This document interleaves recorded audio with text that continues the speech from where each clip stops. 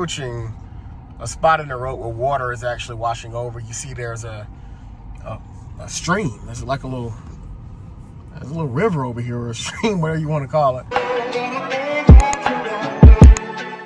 All right, guys, so we're going camping. This is the first time we're going to go camping in our Model Y. Somewhere we're going to be around the Johnson City area. I think it's like an hour and a half away from Austin. I'm narrating today because Lynn has laryngitis. She can't really talk above an audible whisper. Once we get there, we're going to set up and show you guys how it looks. The reason that we're going out camping this weekend is that Kohan has been really excited about going camping. He talks about it all the time, and we decided we're going to go out because the Eclipse is also happening. We make a weekend out of it, and you know, part of the next part of the week. And he's never gone camping before. We talked about doing it during like the middle of COVID. We never got around to it for various reasons, but now we have a chance to go out and do it. And I've been really excited to go camping in one of our EVs. And initially we thought we'd do it in the Model 3. That's a little bit too small. So the Model Y seems like a good size.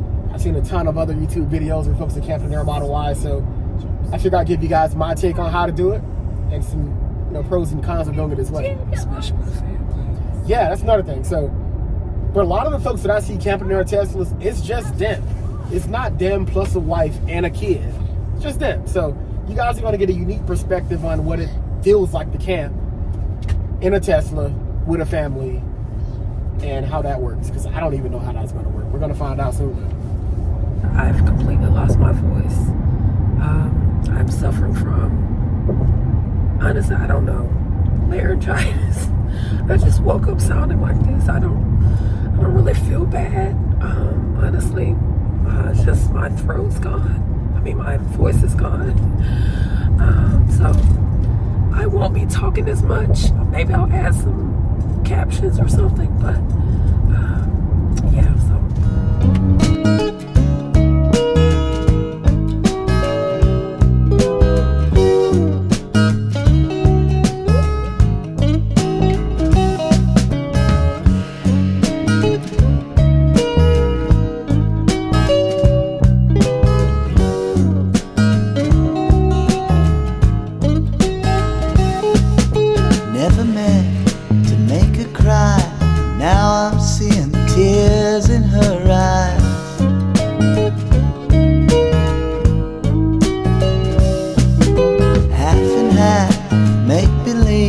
So she thought, well, my heart was on my sleeve. Honey, I cried too.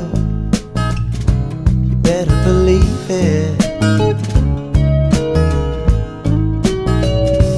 Honey, my heart still beats for you. So we've been really busy today, trying to get everything packed up and planning everything out. It's not a last minute trip, but still, you never know how much can fit in your Model Y until you try to like put all your camping equipment in.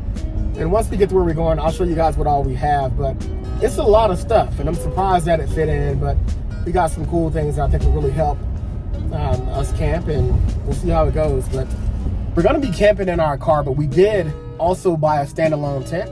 So for sleeping, we're gonna be sleeping on the XPET Mega Mat Auto. So it's designed for SUVs like the Model Y and the Model X, and it's gonna be me, my wife, and Kohan. So we're gonna see how we all fit on there. We should be able to fit without an issue. We did like some rudimentary measurements a while back, and it should work. But we're gonna see. And you guys will too.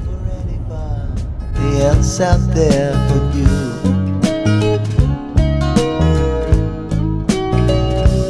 Honey, I cried too.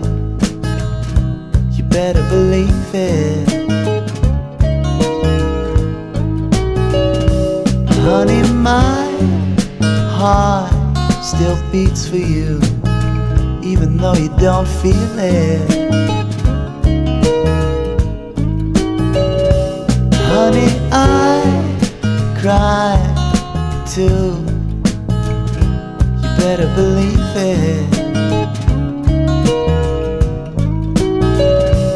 Honey, my heart still beats for you, even though you don't feel it. Beat it.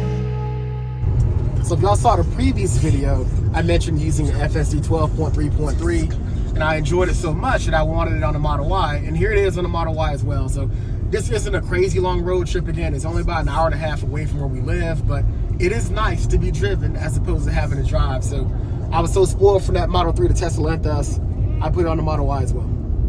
It's like we should get that around 54%. Some of you guys are probably wondering how much energy a Tesla will use overnight. That's plenty enough. By my calculations, I think we'll use less than 20%, but we're still planning on charging once we get there to set the tent up. Then we're gonna go back and charge, then we're gonna come back, probably dark at that point, and then probably just set up for the night. But if we did not charge, we'd be totally fine. We would not run out of battery charge. We're only gonna be about 30 minutes from a supercharger anyhow, so I'm not too pressed about the battery percentage, and Teslas are hyper efficient even when you have the camp mode on, so nothing to really worry about. But it makes my wife feel better that we're topped off, so that's what we're gonna do.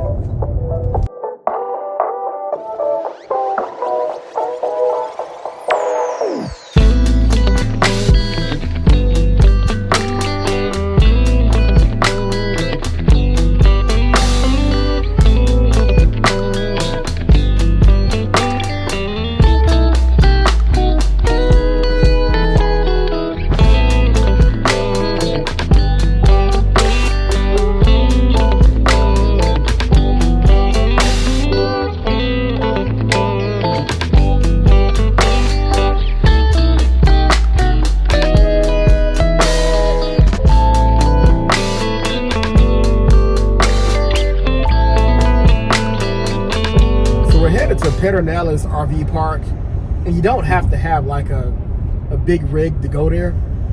The spot we're going to doesn't even have a hookup, so we're going to kind of be more primitive than people that have like the water connections and electrical. But for us, there's nothing primitive about camping in your Tesla. You sure?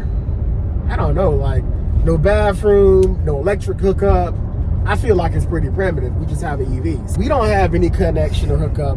I gotta like mainly make sure we have enough electricity so we don't wake up like burning up in the middle of the night. I think it's pretty primitive. Len disagrees. I think it's pretty primitive. No hookup. The RVs, they have like what?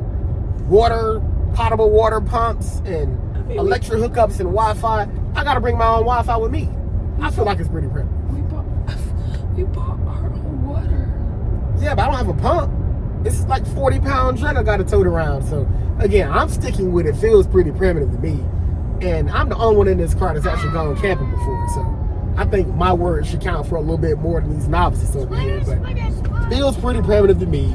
Yeah, we got an EV. I still think it's pretty primitive. Yeah, no. It didn't come with a bathroom. There's no bathroom in this car. Yeah, we do have a camp toilet. Camp toilets are pretty primitive. That's no running water. That's like pooping in a bucket. That's pretty primitive, right? I think so. Whatever. Approaching a spot in the road where water is actually washing over. You see there's a stream. There's like a little river over here, or a stream, whatever you want to call it. And we're going to be going over now. It's not too bad, but that's why that high water mark is actually there, so you don't actually drive into the stream and like, drown. So all good. We're through it. But it's making other folks like pause and be like, wait a minute, can I even get through here? All right, so we are following the guy who owns the RV park right in front of us in this little Daihatsu small four-wheel drive truck. We're waiting on him to come back. He's gonna take us up through this little scrubland up here to our site. There is no road, so I'm not too worried about it. Again, some of you guys might already know, but Model 3s, Model Ys, they come in all-wheel drive variety. This is one of them, so as long as we don't have too many like rutted out sections where the ground clearance becomes an issue, I'm not worried about there not being any road. I think we'll be just fine.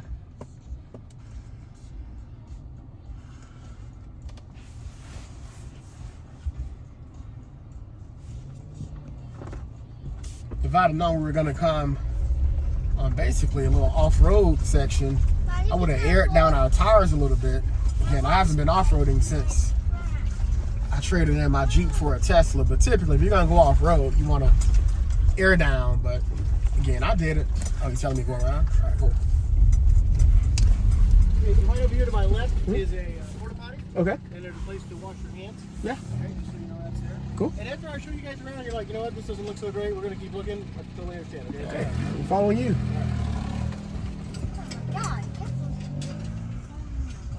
It's the porta potty over there. Down the spot to wash your hands. Do you? Yeah, see, it's right there. That's probably. It'd be nice if we can get something shaded. We'll see. Remember the last time we went off-roading? You thought we were going to roll down that hill and you didn't record anything because you thought you were going to die? And you didn't die, and I didn't roll down the hill because I know what I'm doing? I remember that. Oh, that's like open now. Okay, so this is kind of all the way over to one corner of the property. This is the southwest corner. You can't really even see it right now, but there's a fence over there. It's white. Okay. It's my neighbor's property. We don't have a fence between us and the people who are south. But these RVs, they're kind of on the south side, so you don't want to go past them. Okay. We're going to go up here a little bit further, and anything between what we are now, and I'm going to go to the other extreme, and anything in between there, you're welcome to shout out. I noticed online. Sorry, I have laryngitis. I noticed online. I saw some people camping up high. I'll show you that too. Okay, I'm pretty sure. Look, they're camping in their car. They are. Is that a Subaru? Man. I don't know, but they're camping in their car. And they have a tent. That's a portable shower thing? Where's the tent? Oh, there's the Let's go tent. to the right here. It's going to take you to a road that goes up this hill. It's pretty aggressive. Okay, I'd recommend four-wheel drive to most folks and decent road clearance. Right? Okay. Yeah, ground clearance, yeah. But you're welcome to walk up there or drive up there and check it out. Whatever you want. If you do go up there, it's got a nice place. There's about 10 acres up there. There's a lot less people. So it may even be worth carrying your stuff up there if you wanted to. When you get up there, there's fences on two sides and then, of course, the actual ledge. But if you're going south again, there's not a fence line, but I've mowed an area, or if you get close enough, you see a large white building, they have a wedding venue, you're probably too far. Okay. Okay? And if you have any questions, just give me a call. You just called me a second ago? Yeah. Yeah. I'm sure I have the number. It's two numbers, 2305. 1477? Yeah. That's our number. That's you. Okay, very good. So you guys have the right number. We're going to go to one more spot, and that's going to be kind of the end, and then you can pick anything in between. Okay, cool. Okay? Cool.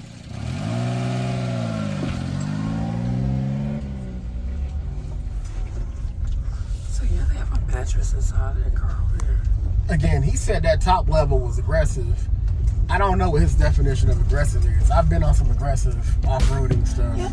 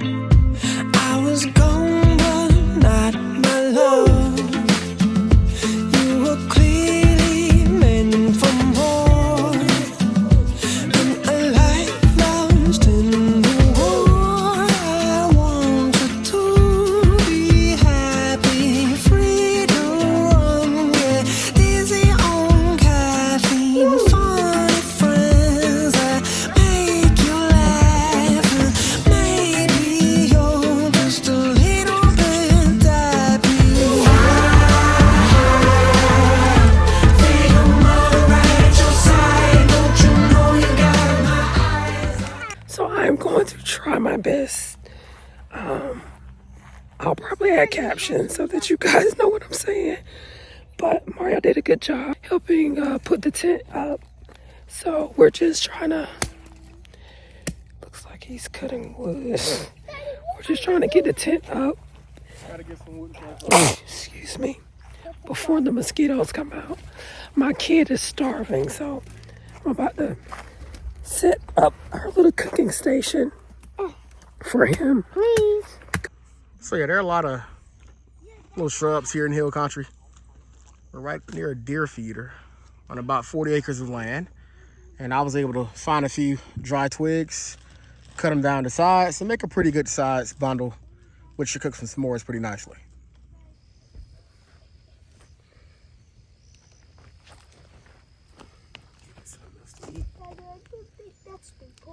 As I promised, I never met a fire I couldn't start. We actually didn't have any sort of propellant, so I found some really dry little pieces of grass. This smells like oak. maybe even some hickory. It smells kind of like barbecue. But as you can see now, enough of the fire is actually going for us to actually do s'mores on. I don't want to make one that's too big, but I wanted to burn for a while. We got a nice thick chunk of wood here, so it would probably burn for about, I don't know, about an hour or two if you didn't do much to it. But yeah, we're gonna make some s'mores. This will be Kohan's first time having s'mores on a real campfire up under the stars here in Hill Country in Texas. Daddy, this is the best campfire I've ever seen. It's a pretty nice one, right? I've never seen a campfire like this in my life. Yeah, that's the point of doing it. So you can see how to do stuff like this outside on your own. I've never seen my life. When you learn how to make fire, you can come outside and you can cook. You can keep animals away from you too. Animals don't like fire. They're afraid. Just get a little bit closer. Don't be afraid of the fire. Just don't get too close to it. Flip it. Ah! That's the point. Oh, this is awesome. You don't want the whole thing to burn. No, you don't. Ah! I don't want to have a burnt marshmallow. That's how you make s'mores, y'all. Yeah. You gotta heat it up. A burnt marshmallow? Really? No, it's sugar. Burnt sugar? And then you put this on top like a sandwich. Grab it. Press it. There's a s'mores burger from Mr. Kohan. Yeah, Watch out, it's hot, it's hot. Blow it, blow it. Yeah, but where's the chocolate? It's in there. It's in there. You Bite it, bite it. Blow Make sure it. it's not too hot. Blow it. You'll burn your mouth. Yeah, that's your- It's burning down. Nah, who cares?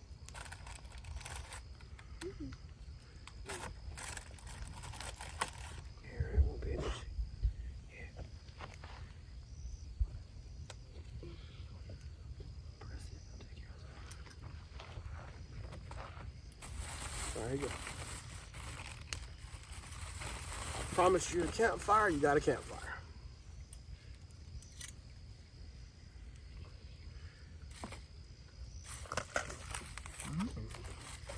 This is good. Got that good chocolate. This is good. You like it? Never put your hand by the fire, you burn up. Daddy? Mm. I'm making sticky. It's just marshmallow.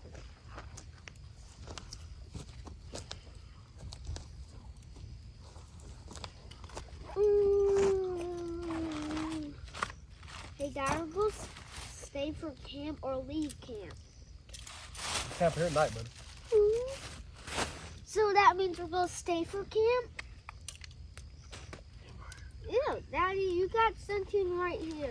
It's a marshmallow.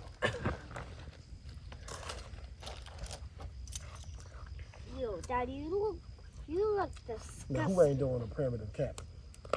I started you a fire with nothing that should have burned. Good fire. Okay. You grilled some chicken on that fire. Or the Big Dipper, not the Milky Way. I'm sorry. The Big Dipper. Big Dipper. Oh, we're in the Milky Way. That's not technically untrue. We're in the Big Milky Way. Dipper? What's Big Dipper? Big Dipper. It's like, it looks like a scoop. Oh, what? No, it doesn't. That one does. Where? That one? That's pretty. So I'm gonna put this Sand or water? It's all around sand. If you wanted to refire it, you could. You just get fresh wood. You pull out the charred pieces, you split them open, and then put fresh dry wood and light it back up. You ain't gotta move the rock. Ah, the campfire. Look. Is that one over there too? Becky, you look Is that a disgusting. campfire too? Don't worry, I'll take this. I know, I think somebody tent. They gotta light Yeah. it for their tent. We don't know ones out here roughing. From Wait, that, 1 second. keep mosquitoes away too. Whoa. Our ancestors used to make fires and sit by the fire all the time. Our ancestors?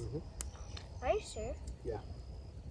So the Exped Mega Mat Auto comes with this small little hand pump, which I might have put somewhere it'll self-inflate by itself if you leave it out for an hour. We don't have an hour, we're tired. So I brought my Ryobi, which I use to inflate our tires, but as you can see, it also does beds too. So we're gonna do that. All right, folks, so we are now in the back of our Model Y. This is the first time I've seen an entire family fit in the Model Y on our X-Ped Mega Mat Auto Mattress. It's really comfortable. We have a memory foam mattress at home. This feels pretty similar. In case you guys are wondering, no, nobody's sinking down into the car. If you turn on your side, on your hips, no issues at all. So I couldn't recommend it enough. I was really surprised that an air mattress could be this comfortable with 3 people. So thumbs up for me so far. I'll talk to you folks in the morning, let you know how we feel. But so far, so good. What do you think? Are we going to live in camp? I mean, are we going to stay in camp? Tonight. Would you like to live outdoors forever? Maybe. No way. All right, so we're starting the night on 52% battery. We do have camp mode enabled. I think we set it to like 66 on medium. Yeah, you can see I got screen clean mode on, so the screen's kind of dark.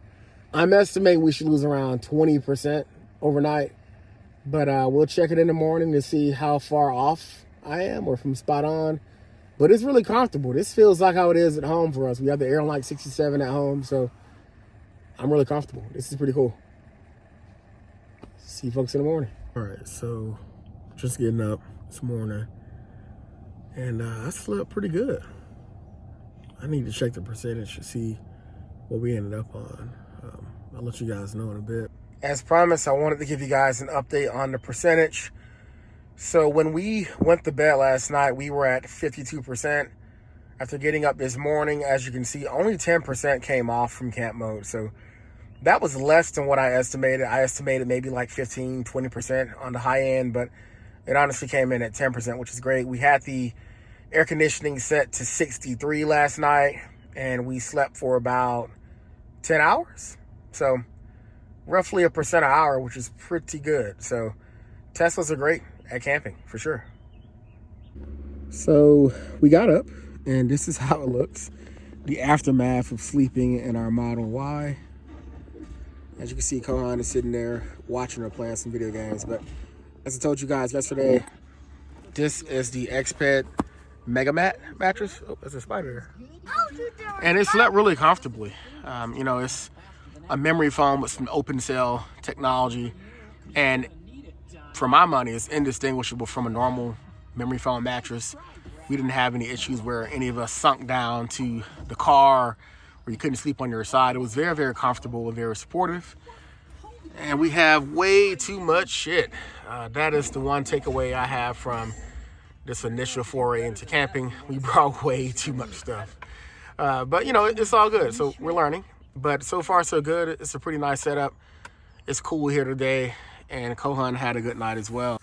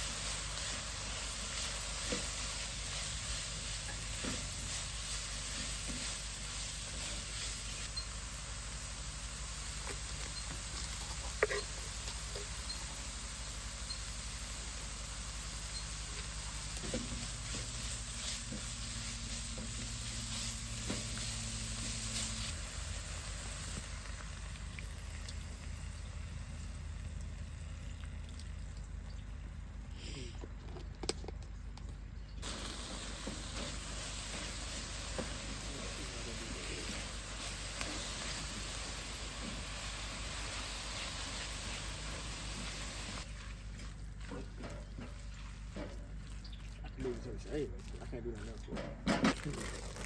Party goes here. You should see where you can't see.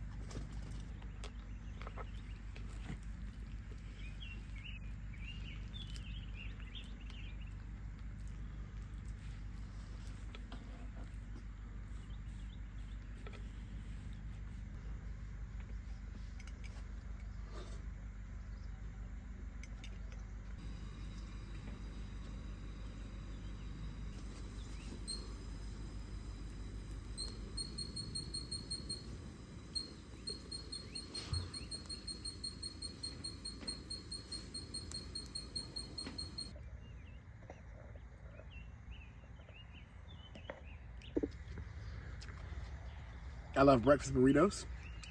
So Lynn always makes me breakfast burritos in the morning. And this is just as good as one we have at home. It's pretty cloudy. So we're hoping that we'll be able to see the eclipse, but we're not sure.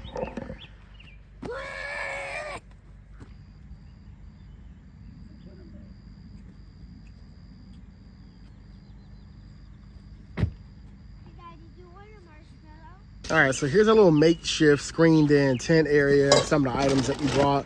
Obviously, you want to bring some chairs. We got those, one for every person. That's a car seat from the front of the seat. This thing here, this is a Scepter 5-gallon water container. Came highly recommended for folks who do a lot of camping and off-roading. Here's more of our seasonings, as Lynn just said. Brought some maple, because we thought we were gonna do some pancakes. We did burritos. And yeah, it's been a pretty efficient setup. Again, all this stuff came out of the Model Y, so it can hold a lot of stuff.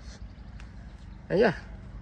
Yeah, so it kind of... So the camp stove is a 2-burner camp stove by Flame King. And it came with 2 of these. Actually, no, it didn't come with any of these. These are propane 1-pound tanks. We bought those from Tractor Supply. Next time we go camping, we'll bring multiple tables. That sort of thing. But this is how this is pretty efficient. I've been able to make tea and cook at the same time.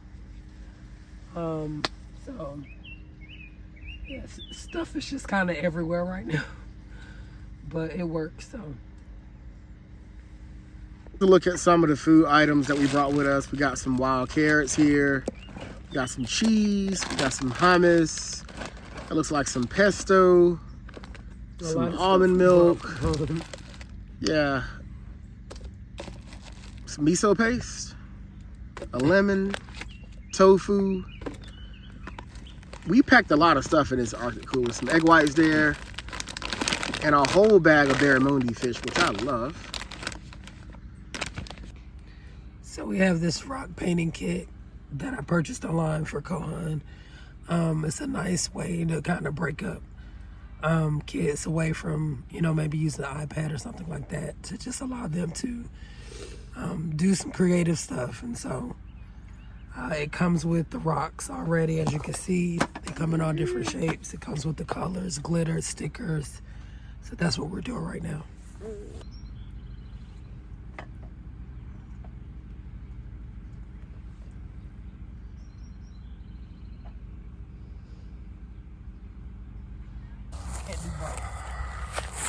All right, so we're about 20 minutes from viewing the path of totality for the solar eclipse. So in just about 20 minutes, it'll probably get dark. It's supposed to. And we'll be looking at it through our glasses. Might even be able to snap some images from Lance's phone of the eclipse happening by way of our solar eclipse glasses over the camera lens, so as not to destroy the camera on the phone. So yeah, stick around for a few more minutes and we should be able to show you something.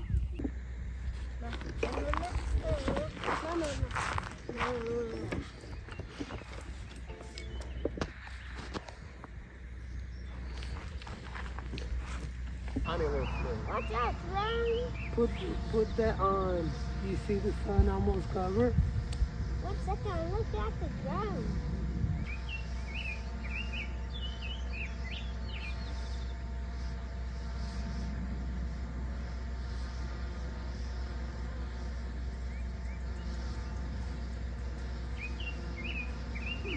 Drone it. Alright guys. Oh look. Oh look guys, look. There we go. That's it. That's it. What's happening with the clouds up there? I'm trying to get on this. The clouds are spinning. Are they? That looked weird, didn't it? And that's what you were talking about. Almost like if you stir in a bowl.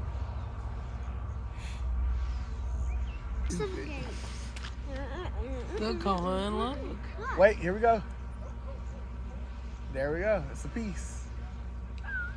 Wait, I think I saw. It looks like the clouds are swirling, doesn't it? Yeah.